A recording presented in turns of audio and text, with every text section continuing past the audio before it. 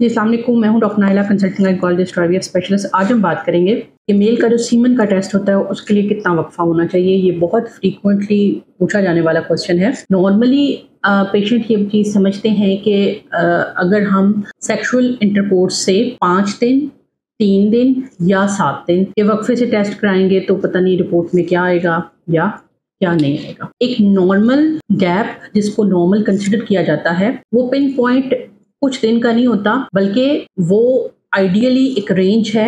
यानी कि जिसको हम कहते हैं 3 दिन से लेके 7 दिन तक का, यानी 48 आवर्स से ज़्यादा का गैप होना चाहिए और 1 हफ्ते से कम का होना चाहिए। यानी इसको हम 3 to 7 डेज तक ये एक रेंज पेशेंट को दे देते हैं ताकि पेशेंट ये डे जो है वो सिलेक्ट कर ले। अब अगर कोई पेशेंट जल्दी करवा लेता है, 3 दिन से 48 आवर्स से पहले करवा लेता है, तो उसका वो क्यों रिकमेंडेड नहीं है, वो रिपोर्ट क्यों वैलिड नहीं होगी। और अगर कोई 7 दिन के बाद करवाता है तो वो रिपोर्ट क्यों वैलिड नहीं है। अगर आपने सीमन का test 48 hour of last ejaculate यानी लास्ट टाइम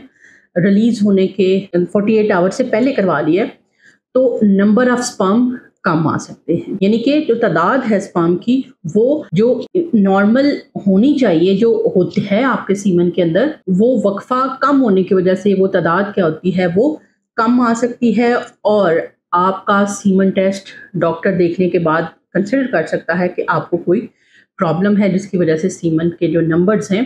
वो 15 मिलियन से कम है। लेकिन अगर आपकी जो रिपोर्ट है वो एडिक्वेट डेज की है, यानी वो गैप 48 आवर का पूरा है, उससे ज़्यादा का है,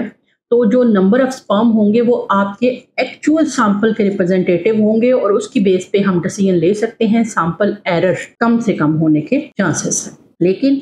इसी तरह से अगर आपका वक्फा बहुत ज़्यादा है, आपने लास्ट रिलीज होने के बाद या इजैकुलेट होने के हफ्ते 10 दिन के बाद आपने गैप के वक्फे का सीमन करवाया है, तो आपके स्पर्म की जो मोटिलिटी है, नॉर्मली क्या होता है sperm remain motile for 5 to 7 days, 5 से 7 दिनों के अंदर अंदर वो मेल की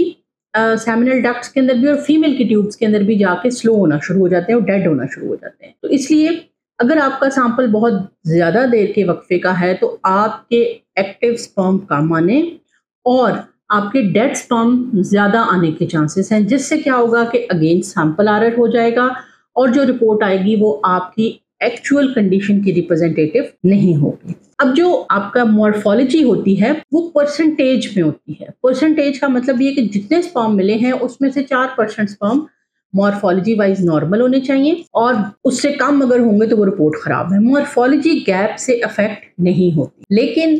टोटल नंबर ऑफ स्पर्म, तादाद स्पर्म की और एक्टिव स्पर्म आपके अगर गैप प्रॉपर नहीं है तो उससे अफेक्ट होती है। अब सीमन की एक ही रिपोर्ट होती है जिसके अंदर हमने ये सारी चीजें देनी होती है, तो इसलिए अगर आपकी ये गैप प्रॉपर होगा तो ना सिर्फ सीमन का वॉल्यूम बल्कि स्पर्म की तादाद और आपका लिक्विफिकेशन का टाइम, इसके अलावा आपके एक्टिव स्पर्म और मॉर्फोलॉजी की रिपोर्ट एक्यूरेट होगी, बजाय इसके कि हम गलत टाइम गलत गैप के साथ रिपोर्ट लेके जाएं डॉक्टर के पास और डॉक्टर भी इस चीज़ पे गौर ना करे और आप लेबल हो जाएं कि सीमन के अंदर प्रॉब्लम है, तादाद कम है, एक्टिव स्पर्म नहीं है। तो फिर बेहतर है कि हम अपना सैंपल का टाइम प्रॉपर रखें, कम से कम 48 घंटे का गैप और ज़्यादा से ज़्यादा 7 दिनों का गैप सीमन एनालिसिस के लिए एक्सेप्टेबल है। उसके बाद का जो सैंपल या उससे जो पहले का सैंपल है वो एक्चुअल रिपोर्ट का रिप्रेजेंटेटिव नहीं होता, इसलिए आप फॉल्सली ओलिगोस्पर्मिक, फॉल्सली एस्थेनोस्पर्मिक डायग्नोज